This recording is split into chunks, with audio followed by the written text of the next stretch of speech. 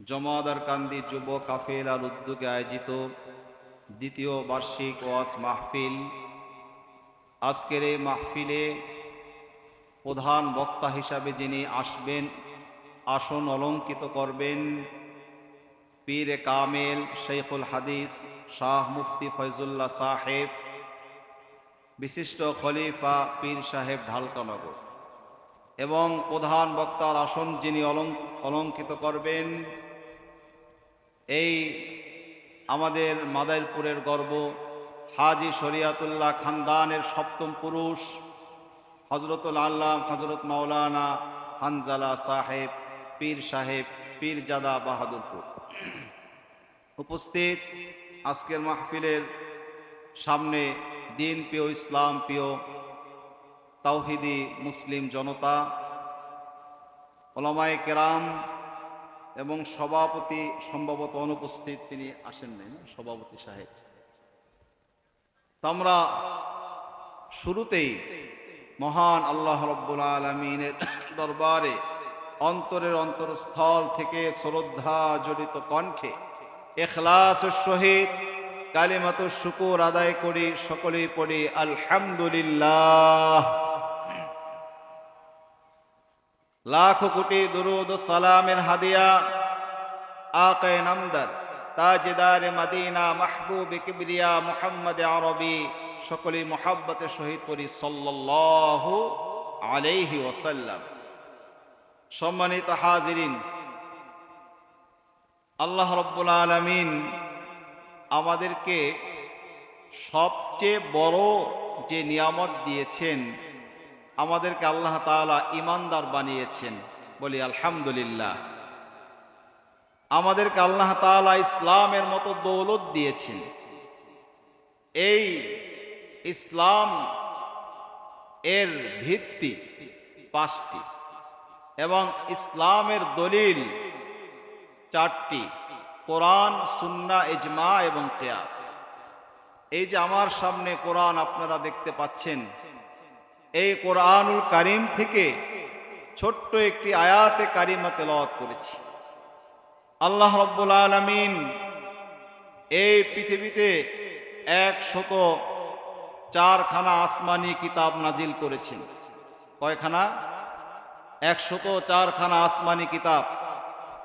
এর মধ্যে বড় বড় 4খানা হলো বড় বড় কিতাব, তাওরাত, জাবুর, ইনজিল এবং কোরআন। এই কোরআন হচ্ছে সর্বশ্রেষ্ঠ আসমানি কিতাব। আজকে আমি এই সংক্ষিপ্ত পরিসরে আমাদের সংবিধান, মুসলমানদের সংবিধান, আল্লাহর ঐশী গ্রন্থ, অকাট্য বাণী, সংশয় মুক্ত, অভ্যর্থ শাশ্বত জ্ঞানের আধার এই কোরআন, অসংখ্য অলৌকিকতার চিরন্তন উৎস এই কালাম, মুসলিম মিল্লাতের অস্তিত্বের স্তম্ভ, এই কোরআনুল কারীমকে সামনে নিয়ে কিঞ্চিত আলোকপাত করার প্রয়াস চালাবো ইনশাআল্লাহ। আইয়ুহাল হাজিরুন, সম্মানিত হাজিরিন, আল্লাহ রাব্বুল আলামিন আমাদেরকে কোরআন দান করেছেন। এই পৃথিবীতে মানব রচিত অনেক ধর্মগ্রন্থ আছে। আমাদেরকে আল্লাহ রাব্বুল আলামিন শ্রেষ্ঠ ধর্ম, একমাত্র সত্য ধর্ম ইসলাম দান করেছেন। পৃথিবীতে 200-রও অধিক ধর্ম এখন আছে। 200-রও অধিক ধর্ম পৃথিবীতে এখন আছে। এই সব ধর্ম আল্লাহ প্রদত্ত নয়, আল্লাহর মনোনীত না। পৃথিবীতে একসাথে 2টা ধর্ম সত্য থাকতে পারে না। পৃথিবীতে একসাথে একটা ধর্ম সত্য থাকবে, আর বাকিগুলো মানসুখ হয়ে যাবে, রহিত হয়ে যাবে, বাতিল বনে গণ্য হবে। আল্লাহ রাব্বুল আলামিন কোরআনুল কারীমে এই বিষয়টি স্পষ্ট বলে দিয়েছেন। আল্লাহ তাআলা বলেন, ইন্নাদ-দীনা ইনদাল্লাহিল ইসলাম, একমাত্র ইসলাম হচ্ছে আল্লাহর কাছে মনোনীত ধর্ম। এই জায়গাটা একটু আমাদের স্পষ্ট বোঝা দরকার। কেউ যদি মনে করে যে আমি অন্য ধর্ম অবলম্বী, সেও সত্যের উপরে আছে, সেও জান্নাতে যাবে, তাহলে এই মুসলিম কেহ এমন ধারণা করলে তার ঈমান থাকবে না। পৃথিবীতে একটা ধর্ম আল্লাহ প্রদত্ত থাকবে, হক একটা থাকবে, দুইটা একসাথে হক থাকতে পারে। এই জন্য অনেক ভাই তারা না বুঝে মনে করে একজন হিন্দু, একজন খ্রিস্টান, বৌদ্ধ, নাসারা, তারাও তাদের ধর্ম যদি অনুসরণ করে তারাও জান্নাতে যাবে না, তারা জান্নাতে যাবে না। আর একটি বিষয় হচ্ছে, আমরা আল্লাহকে বিশ্বাস করি, কি বলেন ঠিক কিনা? ইহুদি তারাও বলে, কোরআন শরীফের মধ্যে এসেছে, ওয়ালা ইন সাআলতাহুম মান খালাকাহুম লা ইয়াকুলুন্নাল্লাহ, যদি ইহুদিদেরকে আপনি জিজ্ঞেস করেন তোমাকে কে সৃষ্টি করেছে, ইহুদি বলবে আল্লাহ বানাইছে, কি বলেন ঠিক না? খ্রিস্টানকে যদি জিজ্ঞেস করেন তোমাকে কে বানিয়েছে, খ্রিস্টান সেও বলবে আল্লাহ বানিয়েছে। এরপরে হিন্দুদেরকে যদি আপনি জিজ্ঞেস করেন তোমাকে কে সৃষ্টি করেছে, হিন্দু বলে যে আমাকে আল্লাহ সৃষ্টি করেছে। পৃথিবীতে 800 কোটির উপরে মানুষ আছে, সব মানুষই বিশ্বাস করে, এমন কি শয়তানেও বিশ্বাস করে আল্লাহ একজন আছে। কে বিশ্বাস করে?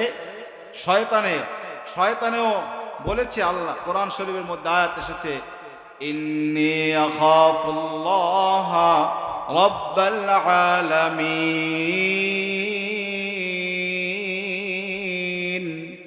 শয়তান বলে নিশ্চয় আমি আল্লাহ তাআলাকে ভয় করি, তার মানে আল্লাহ একজন আছে, শয়তানেও বিশ্বাস করে। পার্থক্যটা কোথায়? আমরা মুসলমান, আমরাও বলি আল্লাহ আমাদেরকে বানিয়েছে, খ্রিস্টানরাও বলে আল্লাহ আমাদেরকে বানিয়েছে, হিন্দুরাও বলে আল্লাহ আমাদেরকে বানিয়েছে, নাসারা তারাও বলে আল্লাহ রব্বুল আলামিন আমাদেরকে বানিয়েছে। তাহলে পার্থক্য কোথায় রইল? পার্থক্য আছে। পার্থক্যটাই মেন জায়গাটা হলো শিরিক। মেন জায়গাটা কি? শিরিক। আমরা যেমন কালেমা পড়ি, মুসলমান লা ইলাহা ইল্লাল্লাহ পড়ি কিনা, আমরা অর্থটা গভীরভাবে লক্ষ্য করি না।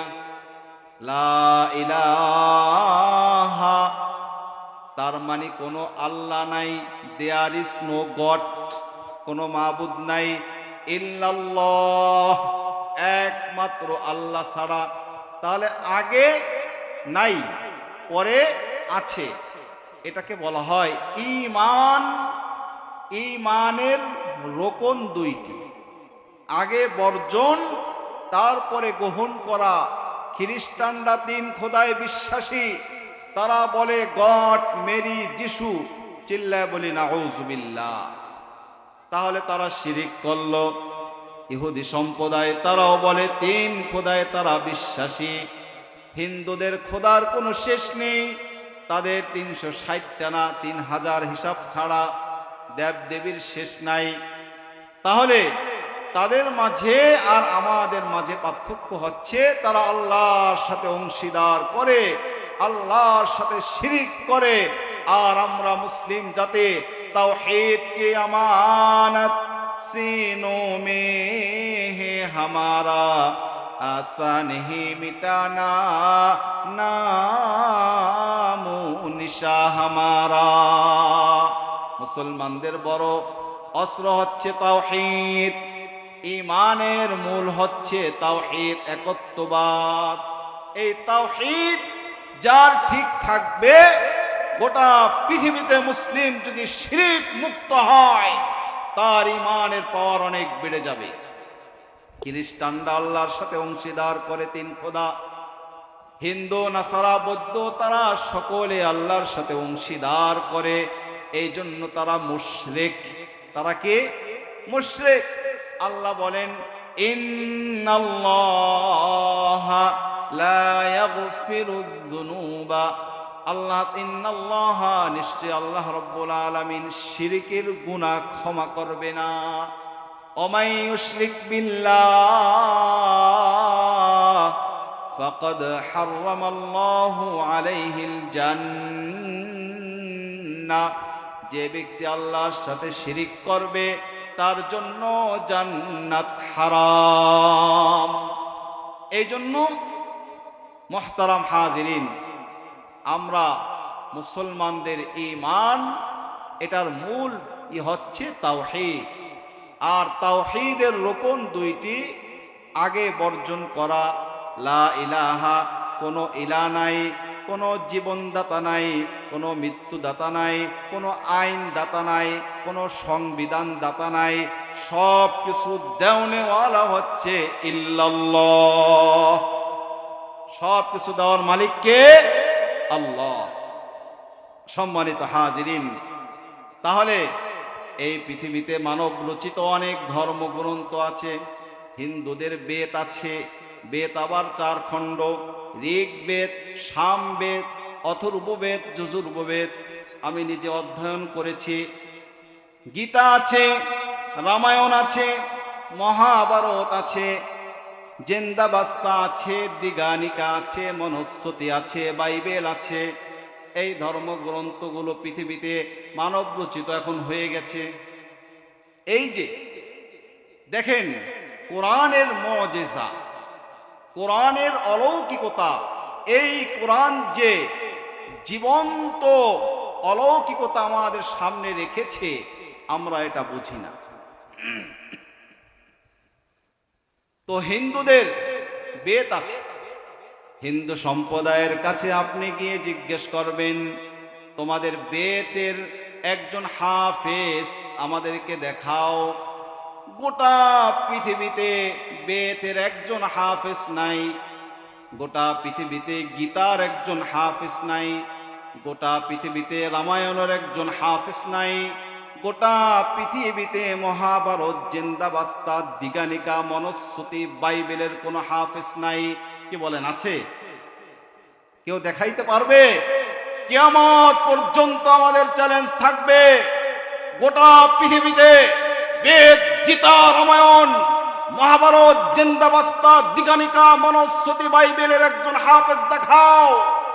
আর আমরা মুসলিম জাতি, আমরা শুধু একজন নয়, গোটা পৃথিবীতে 5 কোটির উপরে কোরআনের হাফেজ আছে। চিল্লায় বলি আলহামদুলিল্লাহ।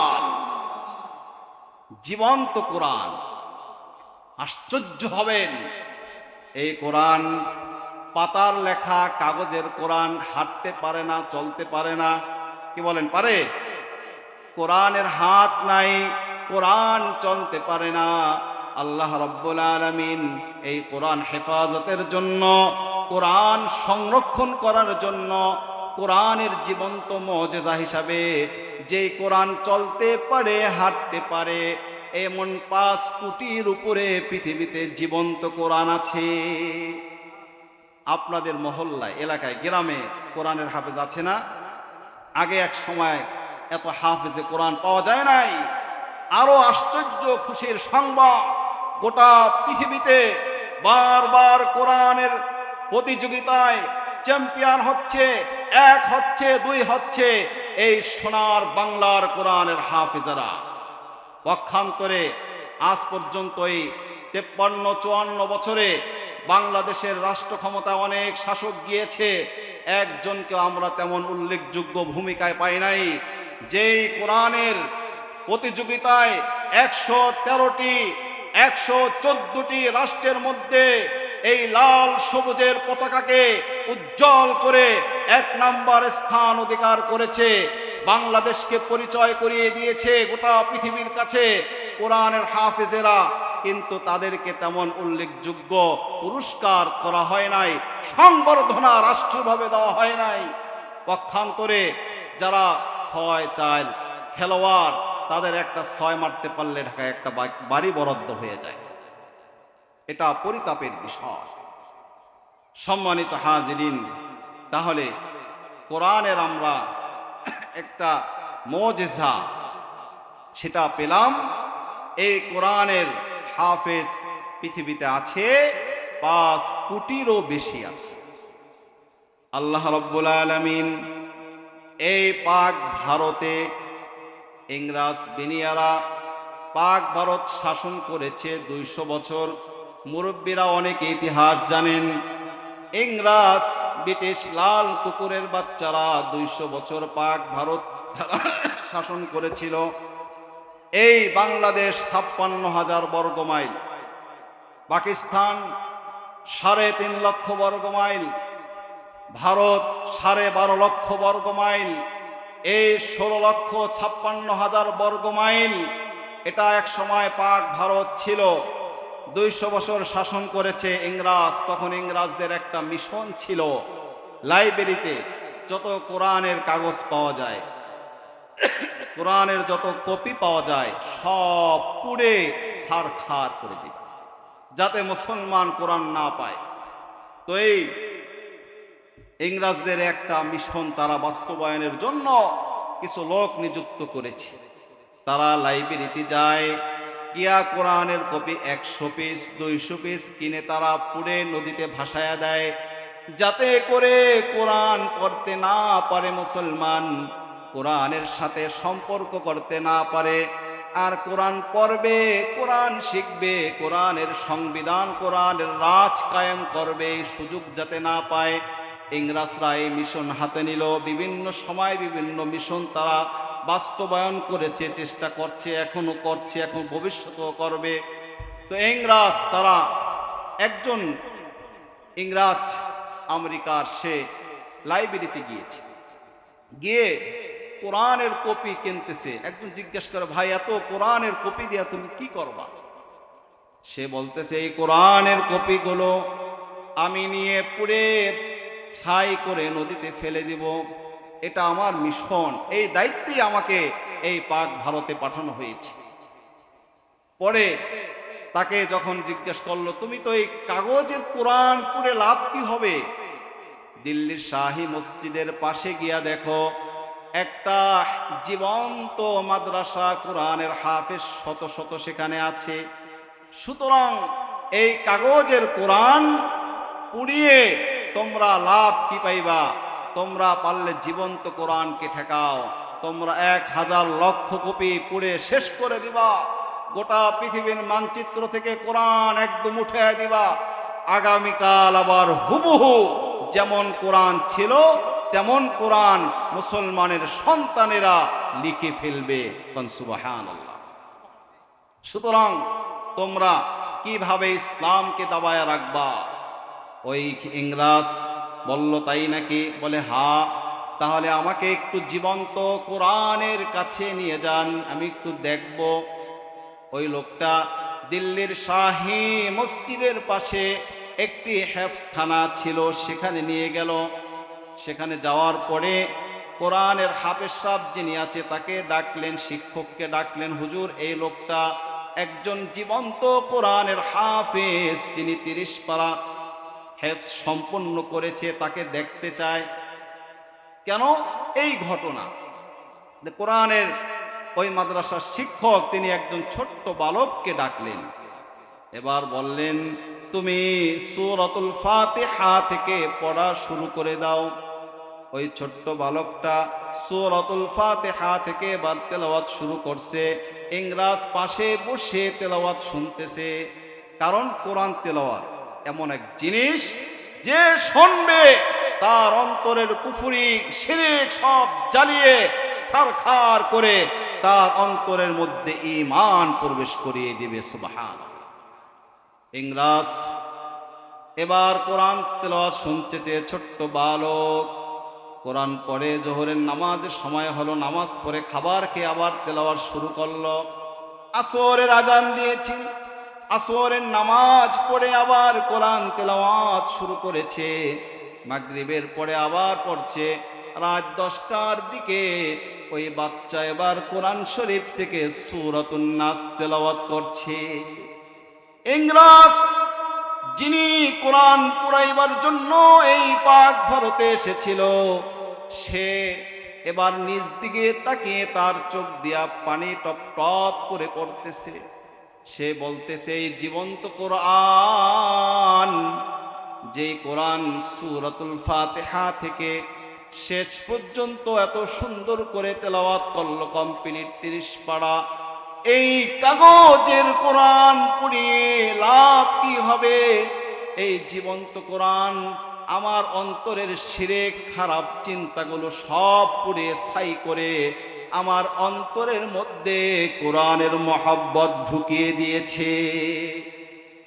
ফলে ওই ইংরাজ বলল, ভাই আমাকে আর বিলম্ব নয়, আমি আমার মায়ের দেশে আমেরিকা আমি আর যাব না, আমাকে তাড়াতাড়ি পড়িয়ে দাও লা ইলাহা ইল্লাল্লাহু মুহাম্মাদুর রাসূলুল্লাহ। এটা হলো কোরআনের মুজিজা। ওমর রাদিয়াল্লাহু তাআলা আনহুর ঘটনা জানি, তিনি ইসলামের বিপক্ষে বড় শক্তি ছিল। সেই ওমর তার ভগ্নিপতি, তার বোন কোরআন ইসলাম গ্রহণ করে কোরআন পড়ছিল, একটু তার কানে কোরআনের ধ্বনি এসেছে, কোরআন ওমরের অন্তরের শিরক জ্বালিয়ে পুড়িয়ে ছারখার করে ওমর রাদিয়াল্লাহু তাআলা আনহুকে ইসলামের সুশীতল ছায়াতলে আনতে বাধ্য করেছে। দুনিয়া থাকতেই জান্নাতের মেহমান হয়ে গেছে। তাহলে কোরআনের সাথে যারাই লাগবে, কোরআনের সাথে যাদের মহব্বত থাকবে, কোরআনের যাতে যাদের সম্পর্ক থাকবে, তারাই দামি হয়ে যাবে, তারাই সম্মানিত হয়ে যাবে ফিদ দুনিয়া ওয়াল আখিরাত, দুনিয়া এবং আখিরাতে। আজকে দেখেন, আমরা মুসলমান, আমাদের দেশে মৌলিক শিক্ষা, কোরআন শিক্ষা বাধ্যতামূলক সব মুসলমানের পারার দরকার ছিল। কোরআন শিক্ষা শুদ্ধ করে কোরআন শিক্ষা করা সব মুসলমানের ফরজ।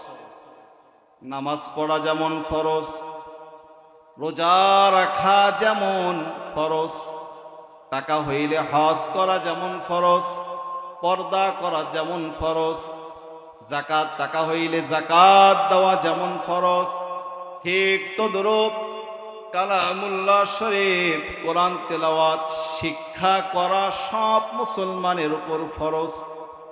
সকলের উপর এই কোরআন তেলাওয়াত শিক্ষা করা ফরজ। এই ফরজ শিক্ষা থেকে আজকে আমরা দূরে আছি। কোরআন এর কিছু হক আছে, কোরআনের কি আছে? কিছু হক আছে। 1 নম্বর হক, কোরআনের 1 নম্বর হক হচ্ছে কোরআন তেলাওয়াত শিক্ষা করা। 1 নম্বর হক হলো সব মুসলমানের কোরআন শিক্ষা করা। কবরে যাওয়ার পরে আমাদের জন্য যেটা সুপারিশ হবে, এই কোরআন কবরে আমার আপনার যদি কোরআনের সাথে কোরআন তেলাওয়াত করি, কোরআন মহব্বত করি, আপনার আমার জন্য এই কোরআনটা কবরের মধ্যে সুপারিশকারী হয়ে যাবে।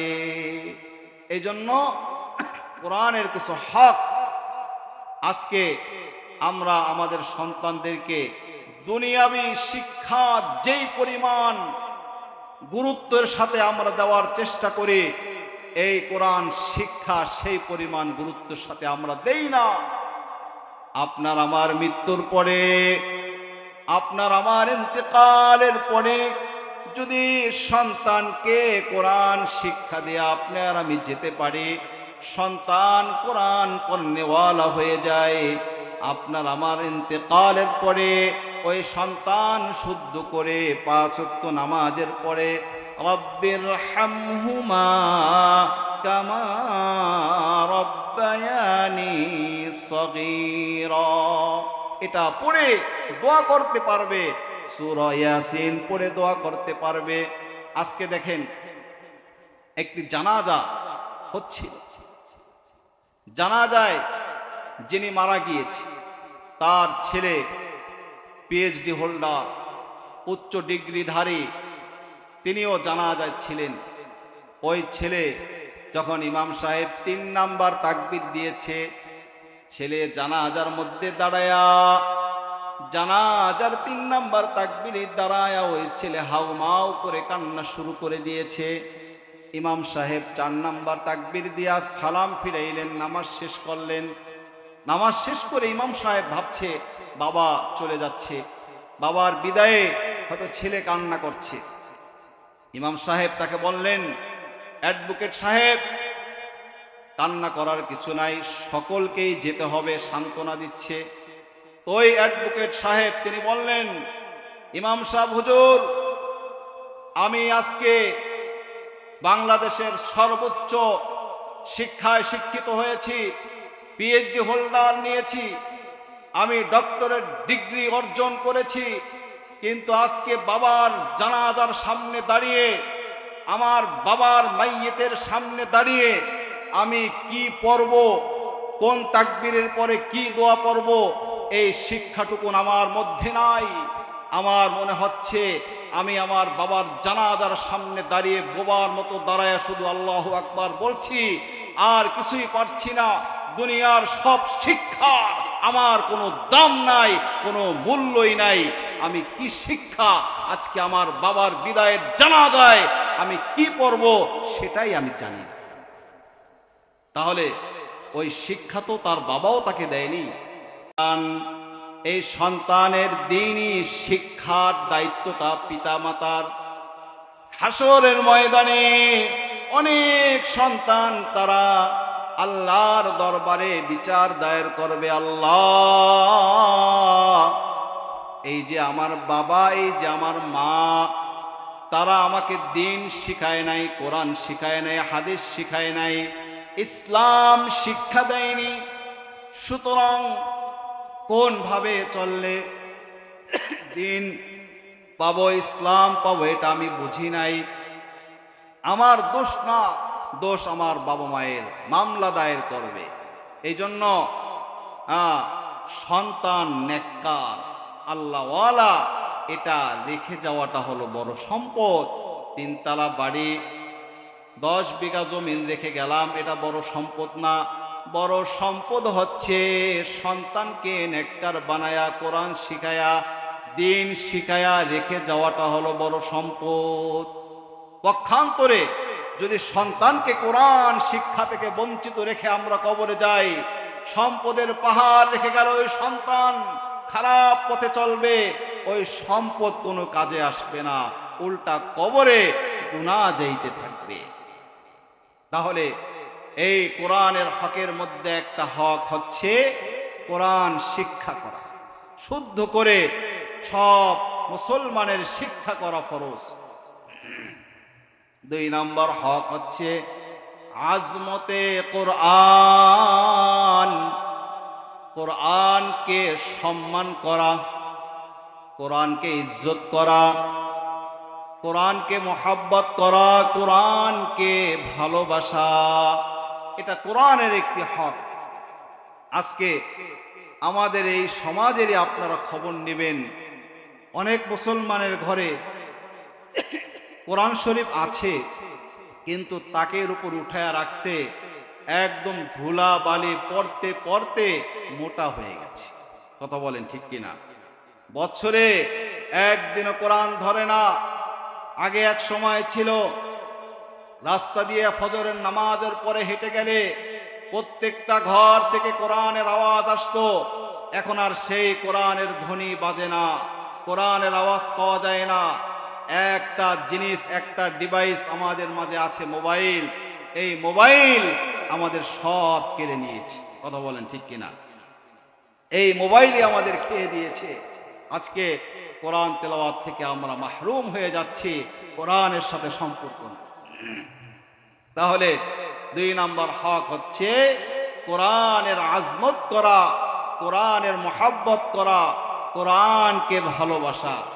কারণ এই কোরআন এমন এক কিতাব, এই কোরআনটা এমন একটি কিতাব, যেই কিতাবের দিকে তাকাইলেই ইবাদত।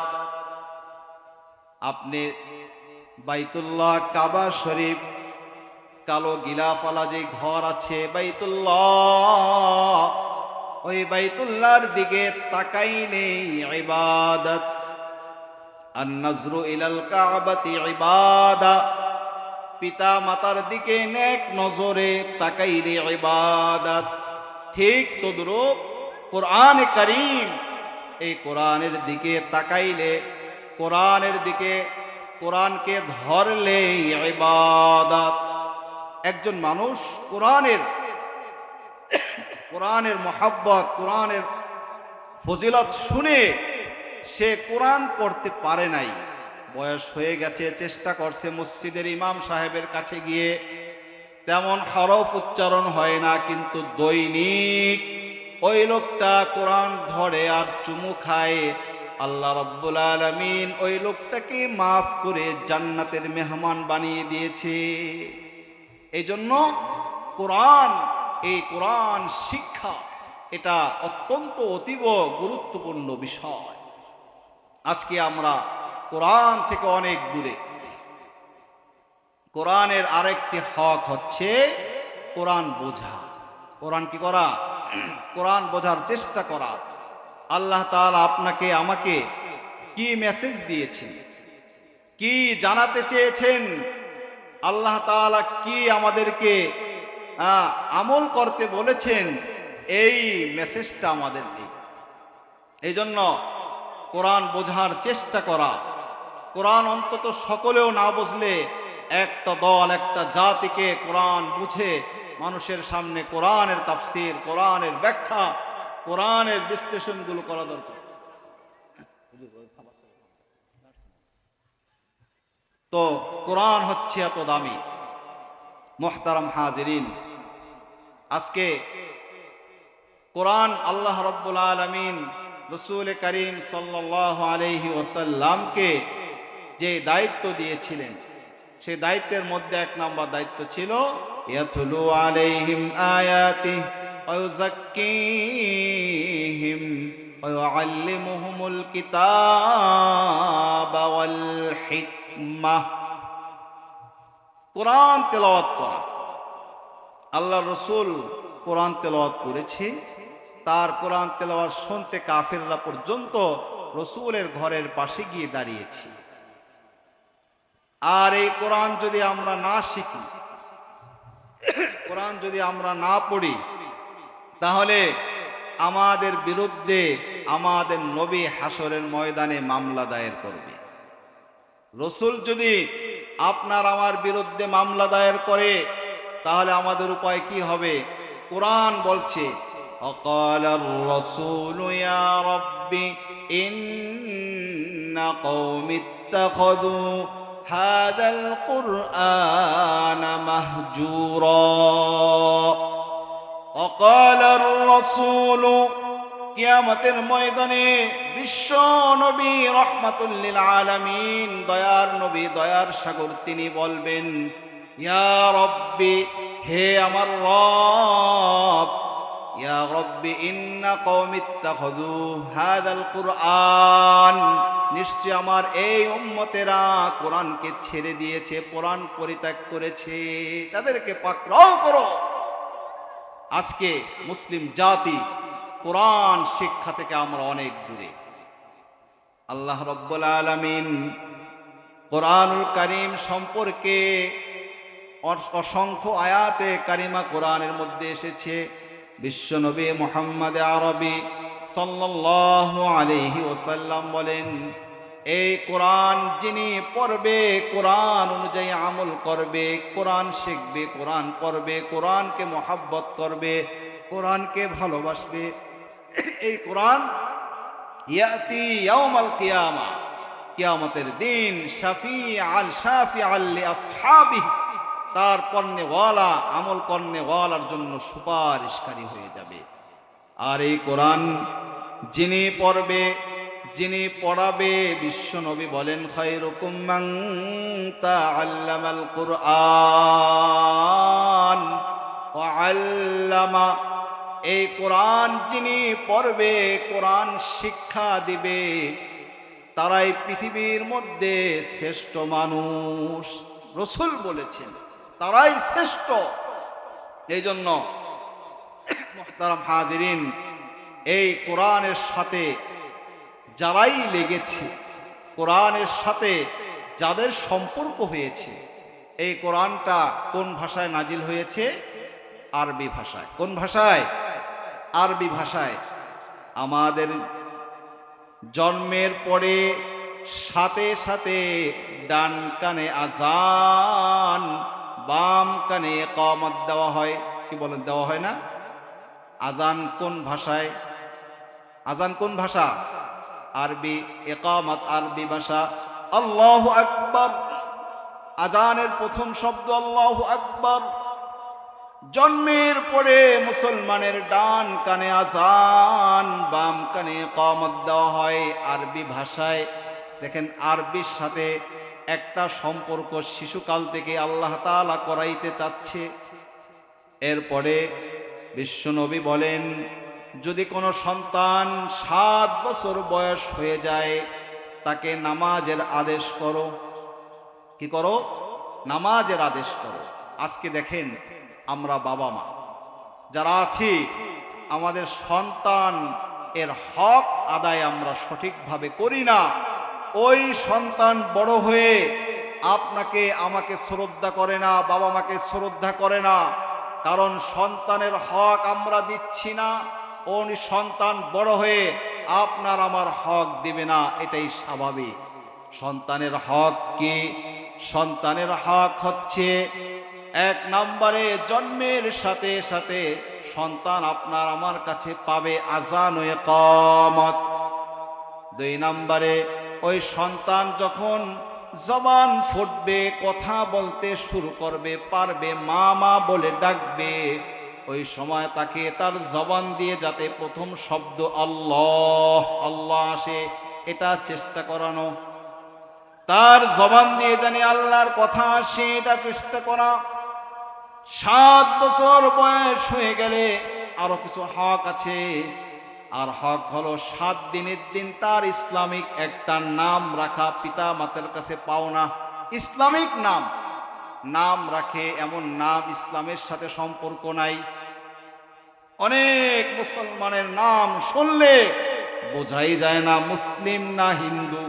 আপ টু ডেট নাম, যেই নাম ইসলামের সাথে সম্পর্ক না, তাহলে ওই শিশু 7 দিনের বাচ্চা, সে তো আর জানে না নাম কোনটা ভালো কোনটা খারাপ। দায়িত্ব পিতা মাতার। 7 দিনের দিন একটি ইসলামিক নাম রাখা সন্তানের পাওনা। 7 দিনের দিন তার আকিকা করা পারলে, 7 দিনের দিন তার মাথা মুন্ডন করে ওই চুল পরিমাণ সদকা করে দেওয়া। 7 দিনের দিন তার মুখে তাহনিক করানো। তাহনিক বলা হয় সুন্নত। তাহনিক বলা হয় কোনো বুজুর্গ আলেম, মেধাবী কোনো আলেমের মুখ থেকে হালকা কোনো মিষ্টি জাতীয় খেজুর বা চাবিয়ে বাচ্চার মুখে দেওয়া, এটা সুন্নত। এগুলো হলো পিতা মাতার কাছে সন্তান পাওনা। অনেক পিতা মাতাই দেয় না, বোঝেই না মাসলা। এই জন্য বাচ্চা ভূমিষ্ঠ হওয়ার আগে থেকেই পিতা মাতার কিছু দায়িত্ব আছে। মার দায়িত্বটা একটু বেশি, এই জন্য মার সম্মান ইসলামে অনেক বেশি। মার দায়িত্ব বাচ্চা গর্ভে আসা থেকেই। অনেক মায়েরা আছে, সন্তান গর্ভে আছে, তারা পেট পিঠ বার করে রাস্তায় খোলামেলা ঘোরে, পরপুরুষের সামনে পেট দেখায়া বেড়ায়। ওই চোর ডাকাত খারাপ মানুষের নজর ওই পেটে পড়লে ওই সন্তান কোনোদিন আল্লাহওয়ালা হাফিজ জি হুজুর শামসুল হক ফরিদপুরি হবে না। এই জন্য আমাদের মায়েরা হচ্ছে জীবন্ত ফ্যাক্টরি। আমাদের মায়েরা কি? জীবন্ত ফ্যাক্টরি। এই মাদেরকে নিয়ে কিন্তু চক্রান্ত অলরেডি সেই যুগ থেকে করে করে এখন পর্যন্ত চলতেছে। আমার আপনার সন্তানদেরকে নিয়ে চক্রান্ত, মেয়েদেরকে নিয়ে, কারণ জীবন্ত ফ্যাক্টরি। ফ্যাক্টরি নষ্ট করতে পারলে ওই ফ্যাক্টরিতে আল্লাহওয়ালা বুজুর্গ দেশপ্রেমিক রসুল প্রেমিক ইসলামিক লোক বের হবে না। এই জন্য হিন্দুদের একটি সংগঠন আছে ইসকন, উগ্রবাদী সংগঠন। এই ইসকন নামে উগ্রবাদী সংগঠন তারা মুসলিম মেয়েদের সতীত্ব নষ্ট করার জন্য, এই বাংলার মুসলিম কন্যাদের সতীত্ব নষ্ট করার জন্য তারা মাঠে নেমেছে, বিশাল চক্রান্ত করছে। জাতীয় পত্রিকায় 130টি কেস আমাদের কাছে আছে, যেখানে বিভিন্ন জেলা থেকে আমাদের মেয়েদেরকে তারা তাদের ধর্ম পরিচয় গোপন করে অথবা বলে যে আমি ইসলাম গ্রহণ করব, এটা বলে তারা কিছু কৌশলে নামে ইসকন সংগঠন। এটা আপনারা দেখেছেন চট্টগ্রামে মুসলমানদের স্কুলে প্রাইমারিতে বাচ্চাদেরকে প্রসাদ খাওয়ায়া বলে বলো হরে কৃষ্ণ হরে রাম। এই ইসকন, এই সংগঠন তারা কিছু প্ল্যান প্রোগ্রাম নিয়ে তারা মাঠে নেমেছে। এক নাম্বার হচ্ছে তারা যে মেয়েগুলো ইসলাম অনুসরণ করতে চায়, একটু বোরকা পরতে চায়, তাদেরকে টার্গেট করে, তাদেরকে এক নাম্বার প্রেমের ফাঁদে ফেলে। কারণ ইসকনের গুরু, ইসকনের যে লিডার, তার বক্তব্য ইন্টারনেটে ভাইরাল হয়েছে। সে তার সংগঠনের ইসকনের সদস্যরা তাদেরকে উদ্দেশ্য করে বলেছে, তোমরা যদি 10,000 টাকা পরিবারের জন্য খরচ করো আর তাহলে মুসলিম মেয়েদের সতীত্ব নষ্ট করার জন্য 1 লক্ষ টাকা খরচ করবা, নাউজুবিল্লাহ। তাহলে এই ইসকন নামে সংগঠন, তাদের বিষয়ে আমাদের সোচ্চার হতে হবে। আমাদের মেয়েগুলো কোথায় যায়, মোবাইল ইউজ করে কিনা, কার সাথে কথা বলে, এগুলো যদি আমরা খেয়াল না রাখি, তারা যে প্ল্যান নিয়ে মাঠে নেমেছে আমি কয়েকটা বলছি। এক নাম্বার, সুন্দর সুন্দর কথা বলে আমাদের মেয়েদেরকে প্রেমের ফাঁদে ফেলে তারা ভারতে পতিতালয় পাচার করে দেয়। 2 নাম্বার হচ্ছে তারা বলে আমি ইসলাম কবুল করব। এ কথা বলে মেয়েকে বলে আমি মুসলমান হয়ে যাব, তুমি যদি আমাকে বিবাহ করো আমি ইসলাম কবুল করব। এইভাবে মেয়েকে এই পরিচয় ঢোকে। আসলেও তার যদি ইসলাম কবুল করা উদ্দেশ্য হয়, আল্লাহর ভয়ে ইসলামে আসার উদ্দেশ্য হয়ে থাকে, তাহলে একজন মেয়ের কাছে কেন যাবে? সে আসবে আলেমের কাছে। থানায় গিয়ে, কোর্টে গিয়ে এপিট ওপিট করে সে স্বেচ্ছায় কালিমাতুশ শাহাদা পড়বে আলেমের কাছে। একজন মেয়ের কাছে তার কেন যেতে হবে? আমার কাছে আর 8-9 মাস আগে একটা মেয়ে ফোন দিয়েছে, হুজুর একটা হিন্দু ছেলে আমাকে মেসেজ করে, ফোন দেয়, ওই ছেলেটা ইসলাম গ্রহণ করতে চায়। আমি বললাম, বোন সাবধান হয়ে যান, যদি তার ইসলাম কবুল করাই উদ্দেশ্য হয় তাহলে সে আপনার কাছে কেন গেল? সে তার পার্শ্ববর্তী কোনো মসজিদে গিয়ে ইমাম সাহেবের কাছে, আলেমদের কাছে যাবে। একটা মেয়ের কাছে তার যেতে হবে কেন? অবশ্যই তার উদ্দেশ্য তেমন ভালো না। এবং তারা মুসলমান মেয়েদেরকে কি করে? তারা ব্ল্যাক ম্যাজিকের মাধ্যমে কালো জাদু করে টার্গেট করে ভারতে পতিতালয় পাচার করে দেয় এবং সেই টাকা দিয়ে তারা সংগঠন পরিচালনা করে ইসকন। এই জন্য আমাদের কালকিনি, আমি যেই মসজিদে কালকিনিতে আছি, আমার মসজিদ মহল্লার সামনে একটা মেয়ে হঠাৎ একটা হিন্দু ছেলের সাথে পালিয়ে গেছে। আমরা খবর পেয়ে একটা টিম আলেম সমাজ তার বাড়িতে গেলাম। ভাই, যেমনি হোক মেয়েকে উদ্ধার করতে হবে।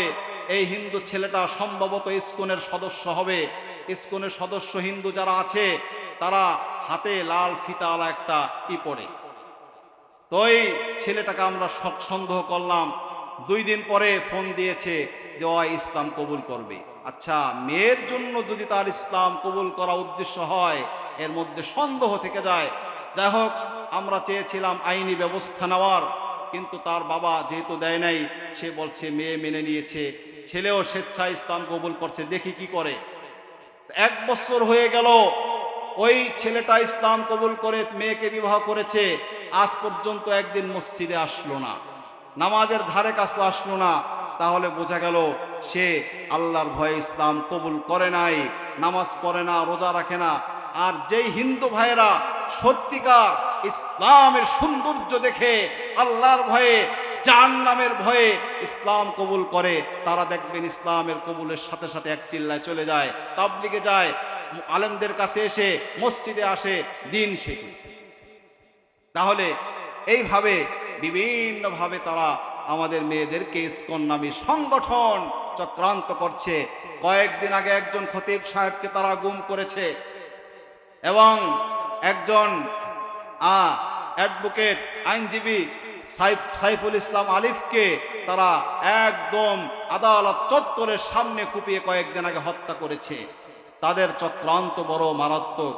এই জন্য মুহতারাম হাজিরিন, আমরা মুসলমান জাতি, আমরা শাহজালাল, শাহপরান, শাহ মাখদুমের ভূমিকা অবতীর্ণ হব, আর তারা গোর গোবিন্দের ভূমিকা অবতীর্ণ হচ্ছে। আমাদের সরকারের কাছে আমরা বিভিন্ন মিডিয়ার মাধ্যমে, প্রোগ্রামের মাধ্যমে দাবি জানিয়েছি, বাংলাদেশে হিন্দু সম্প্রদায় আছে, থাকবে, কোনো আপত্তি নাই। হিন্দুদের কোনো সংগঠন, মূল সংগঠন ইসকন নয়, এটা হিন্দুদের উগ্রবাদী একটি সংগঠন। রাশিয়া, ইরান, ইরাক বিভিন্ন রাষ্ট্রে ইসকন নিষিদ্ধ করা হয়েছে। আমরা দাবি জানিয়েছি, এই মাহফিল থেকেও দাবি জানাচ্ছি, ইসকন নামী সংগঠন নিষিদ্ধ করতে হবে, করতে হবে, করতে হবে। কথা বলেন ঠিক কিনা? মুহতারাম হাজিরিন, এই কোরআনের আলোচনা করতেছিলাম। কোরআন শিক্ষা, কোরআনের সংস্পর্শে, কোরআনের মহাব্বতে আমরা এই আমাদের কোরআনটা আল্লাহ রাব্বুল আলামিন আরবি ভাষায় দিয়েছেন। এই আরবির সাথে সম্পর্ক এটা বুঝাইতে গিয়ে প্রসঙ্গটি এসেছে। আমাদের সন্তানদেরকে আমরা ডান কানে আজান, বাম কানে ইকামত আরবিতেই দেই। এরপরে যখন 7 বছর বয়স হয়ে গেলে রসুল বলেছে নামাজের আদেশ করো। আপনি আপনার সন্তানকে নামাজের আদেশ করবেন নামাজ শিখায়া নাকি না শিখায়া? শিখায়া বলতে হবে, আত্তাহিয়াতু শিখাইতে হবে, সূরা ফাতিহা শিখাইতে হবে, দোয়া মাসুরা শিখাইতে হবে, দোয়া কুনুত। তার মানে 6 বছর থেকে আপনার সন্তানকে কোরআন শিক্ষা দেওয়া আপনার উপর, আমার উপর দায়িত্ব, কর্তব্য হয়ে যায়। সুতরাং 10 বছর বয়স হয়ে গেলে বিশ্বনবী বলেছেন, সন্তান যদি নামাজ না পড়ে তাকে প্রয়োজনে হালকা একটু শাসন করো। 10 বছর থেকে তাকে নামাজের অবশ্যই পাবন্দী হতে হবে। এটা হলো পিতামাতা। তাহলে একজন সন্তান জন্মের সাথে সাথে আরবিতেই তার ডান কানে আজান, ইকামত, আরবিতেই তার কোরআন শিক্ষা, তাশাহুদ শিক্ষা 7 বছর বয়স থেকে শুরু হয়ে যায়। একজন মুসলিম যুবক যখন তার বিবাহের উপনীত বয়স হয়, তখন সুন্নত তরিকায় বিবাহের মধ্যে তার বিবাহে আরবিতে খুতবা পড়া হয়। এটা সুন্নত। আজকে তো মুসলমানদের বিবাহে এমন কিছু আমরা কার্যকলাপ করি, বিবাহে হিন্দুয়ানি তরিকা সব ঢুকে গিয়েছে। মসজিদে বিবাহ পড়ানো সুন্নত, খুতবা দেওয়া সুন্নত, খুরমা খেজুর ছিটিয়ে বিবাহ পড়ানো সুন্নত। আর আজকে বিবাহে মোহর দেওয়া ফরজ। এই মোহরটা এই পরিমাণ আবর বাঁধে, মহারণা যে 10 লক্ষ 5 লক্ষ বেঁধে আটকিয়ে দেয়, আর সারা জীবন মোহর দেয় না। মোহর দেওয়া ফরজ। যদি কোনো স্বামী তার স্ত্রীর মোহর জীবনও না দেয়, তাহলে সে স্ত্রীর কাছে ঋণ থেকে যাবে। মাপ চাইলেই হবে না, সব মাপ না। একটা মেয়ে যিনি ডিম বেচা, আন্ডা বেচা 10 টাকা 20 টাকায় ছাড়ে না, আটকায় রাখে, সে আপনাকে 5 লক্ষ 3 লক্ষ টাকা মাফ করে দিবে। কাজ্জা লাগলেই মাফ করে দিছে, আবার কাজ্জা লাগলে 5 লাখ দাও। কি বলেন? বলে না? তাহলে এটা কেমন না হইল? দেখবেন অনেকে পুরুষ বোঝে না, স্ত্রীর কাছে ক্ষমা চায়, রাতে এই ক্ষমা চাইলে হবে না, আমাকে তুমি মহারণা মাফ করে দাও। এটা নির্বোধ, জাহালাত, অজ্ঞতা। মোহর এই জন্য সাধ্য অনুযায়ী ধরা এবং যেটা পরিশোধ করতে পারবে তার তৌফিকে আছে এটা দেওয়া। আর মেয়ের বাবা যারা আছে তারাও মনে করে মোহর দিয়ে আটকাইলাম, আরে 10 লাখ দিলে কি আটকাবে? আজকে বাংলাদেশে প্রত্যেক দিন 100 করে এই বিবাহ বন্ধন ছাড়াছাড়ি হচ্ছে, তালাক হচ্ছে, শুধু এই মোহর বেশি ধরার কারণে। কয়েকটা কারণের মধ্যে এই মোহর বেশি। স্ত্রী পাওয়ার থাকে 10 লক্ষ পেয়ে যাব, স্বামীও চিন্তা করে যে বেজাত 10 লাখ দিয়া দেই বিদায় কইরা। এইভাবে দৈনিক দেখেন বিবাহ বন্ধনের যে মহাব্বত এটা বিচ্ছিন্ন।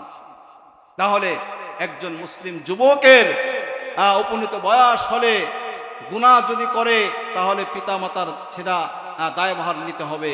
ওই বয়স হয়ে গেলে তার বিবাহের খুতবাটা হবে আরবিতে, এবং তার জীবনে কোরআন তেলাওয়াত হবে আরবিতে, মৃত্যুর সময় জানাজা হবে আরবিতে, এবং ইন্তেকালের পরে তার কবরে যাওয়ার পরে এই আরবির সাথে যার সম্পর্ক থাকবে, আরবির সাথে যার মহব্বত থাকবে, আরবি ভাষায় ফেরেশতারা 3টি প্রশ্ন করবে, মার রব্বুকা আরবিতে। তাহলে এই কোরআনের সাথে আরবির সাথে যার মহব্বত থাকবে, ভালোবাসা থাকবে, সে জবাব দিবে রব্বি আল্লাহ, আমার রব তো আল্লাহ। তার জীবনটা সফল হয়ে গেল, সুন্দর হয়ে গেল। আর কোরআনের সাথে সম্পর্ক না করে কোরআন পড়ল না, কোরআনের ধারে কাছেও আসলো না, কোরআনের মাহফিলে আসলো না, রাষ্ট্রীয়ভাবে কোরআনের রাজ কায়েম করার আন্দোলনে শরীক হইল না। আজকে দেখেন, ছোট্ট একটা হাদিস বলে আমার সময়ও কম, শেষ করছি। মুসান্নেফে ইবনে আবি শাইবার 40 নম্বর হাদিস আসছে, আল্লাহ রসুল বলেন, শের জামানায় এমন একটি সময় আসবে, মসজিদে মুসল্লি থাকবে, ইমানদার থাকবে না। কি থাকবে না? ইমানদার থাকবে না। মুসল্লি ভরা থাকবে, মুমিন থাকবে না। কত বড় ভয়ঙ্কর কথা! মসজিদে মুসল্লি থাকবে, ইমান থাকবে না। সেটা কিভাবে হয়? সেটা এইভাবে হয়। আল্লাহ রসুলের আরেক হাদিস, ইউসবিহু মুমিনান ওয়া ইউমসি কাফিরান, সকালে মুমিন থাকবে, বিকালে কাফের হয়ে যাবে, বিকালে মুমিন থাকবে, সকালে কাফের হয়ে যাবে। দেখেন, আমাদের দেশে আমরা নামাজ পড়ি, কিন্তু এমন জায়গায় গিয়ে আমরা ভুল পথে হাঁটছি, ভুল করছি, ঈমান চলে গেছে। কোন মুসলমান যদি বিশ্বাস করে গণতন্ত্র, এটা বিশ্বাস করে গণতন্ত্র হচ্ছে আব্রাহাম লিঙ্কনের তৈরি করা মানব রচিত একটা থিওরি, কোন মুসলমান যদি গণতন্ত্রে বিশ্বাস করে ভোট দেয় যে the government of the people, by the people, for the people, জনগণের সকল ক্ষমতার উৎস, নাউজুবিল্লাহ, এই বিশ্বাস করে তার ঈমান থাকবে না। ধর্ম নিরপেক্ষবাদ, সেকুলারিজম, এ বিশ্বাস করলে তার ঈমান থাকবে না। ধর্ম নিরপেক্ষ হয় নাস্তিক। যারা ধর্ম নিরপেক্ষবাদে বিশ্বাসী তারা, তাদের ঈমান থাকে না, ঈমান চলে যায়। ধর্ম নিরপেক্ষ কেউ হতে পারে না। আমার নাম সাইফুল ইসলাম, আমার ধর্ম ইসলাম, ইসলাম ধর্ম। সুতরাং আমি পক্ষ না নিরপেক্ষ, আমি একটা ধর্মের পক্ষে। একজনের নাম রামকৃষ্ণ, তার ধর্ম হিন্দুত্ববাদ, তাহলে সে কি হিন্দু ধর্মের পক্ষ? নিরপেক্ষ না। তাহলে যে যার ধর্মের পক্ষে, নিরপেক্ষ, এটা নাস্তিকদের কথা। এইভাবে সুকৌশলে আপনার আমার মাঝে এমন কিছু কুফুরি বাক্য, কুফুরি সিস্টেম চালু করে দিয়েছে। এই কুফুরি মতবাদ, সেকুলারিজম, এই গণতন্ত্র সিস্টেম বাদ দিয়ে এই কোরআনের রাজ কায়েম করা সব মুসলমানের উপর ফরজ।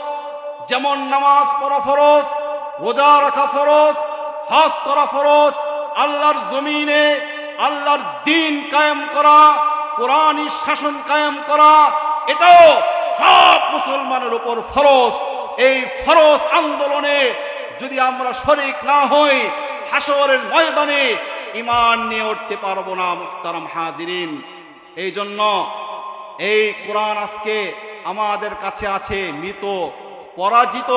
এই কোরআনকে যদি আমরা সংবিধানে নিতে পারি, আমাদের মাথার মধ্যে ব্রেন ওয়াশ করে এমনভাবে ঢুকাইছে হুজুররা, ইসলামে আবার রাজনীতি কি দরকার? যেই দিন থেকে মসজিদের আলোচনা, রাজনীতি বন্ধ হয়ে গেছে, যেই দিন থেকে আলেমদের থেকে রাজনীতি চলে গেছে, সেই দিন থেকেই গুন্ডা মাস্তানারা রাজনীতির হাল ধরে তারা সমাজকে নষ্ট করেছে, দেশের টাকা পাচার করেছে, দেশের সম্পদ লুণ্ঠন করেছে, দেশকে তারা ধ্বংস করেছে।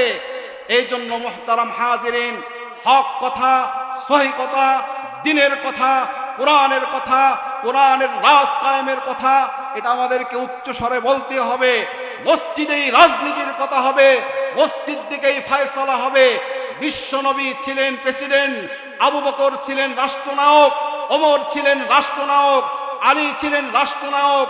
তারা রাজনীতি করে রাষ্ট্রনায়ক হয়েছে, দেশ পরিচালনা করেছে, দেশের শাসনভার তারা নিয়েছে, সংসদ ভবনে ইসলাম কায়েম করে দেশের মধ্যে শান্তি শৃঙ্খলা তারা এনেছে।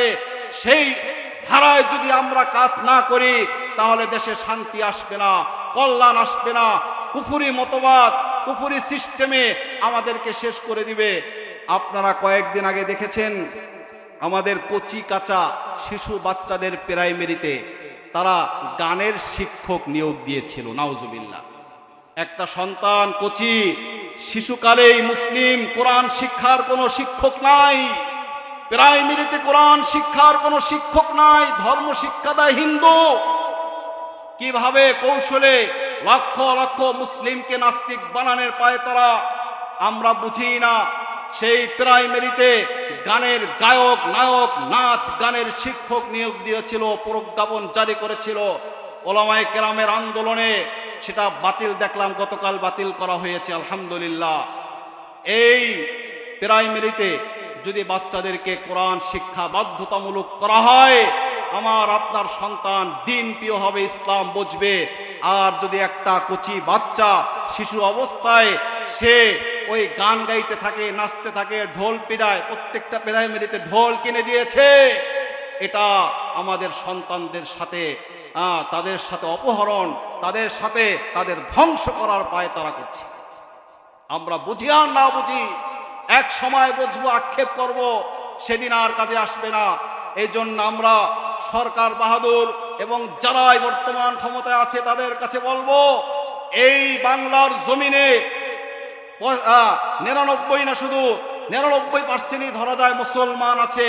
শাহজালাল, শাহপরান, শাহ মাখতুমের দেশে, হাজী শরিয়াতুল্লাহর দেশে, যেই দেশের রাজধানী ঢাকাকে মসজিদের রাজধানী বলা হয়, যেই দেশে বিশ্ব ইস্তেমার মতো বড় ইস্তেমা হয়, পীর সাহেবগণ আছে, চরমনার পীর সাহেবের মতো স্থানে বড় মাহফিল হয়, বাহাদুরপুরে বড় মাহফিল হয়, লক্ষ লক্ষ মুসলমান।